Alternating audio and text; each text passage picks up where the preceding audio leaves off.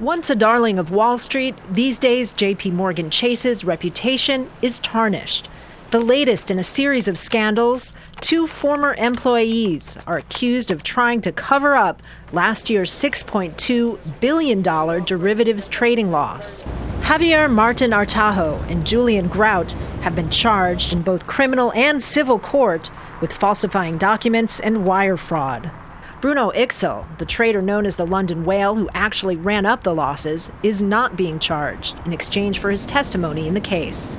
The defendants deliberately and repeatedly lied about the fair value of billions of dollars in assets on J.P. Morgan's books in order to cover up massive losses that mounted month after month at the beginning of 2012. The full knowledge of the losses came to light in April of 2012, highlighting the bank's risk-taking with its own and customers' money. Jamie Dimon, J.P. Morgan Chase's CEO, famously dug himself into a hole by calling reports of the giant loss a tempest in a teapot. He was given a rough ride by a Senate committee that concluded J.P. Morgan Chase hid massive losses, disregarded risk, and tried to downplay its own failure after the scandal first became public.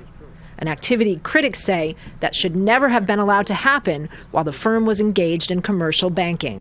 What we see from the United States, not just the regulators, but from the Senate as well, and now from the FBI and prosecutors, is a real willingness to go after what it sees as wrongdoing, which may create instability in the economy over the longer term.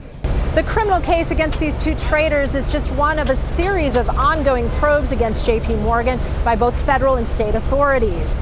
Regulators with the Securities and Exchange Commission are also reportedly seeking a settlement with the firm over the London Whale case that could involve an admission of guilt as well as steep fines. Kristen Salumi, Al Jazeera, New York.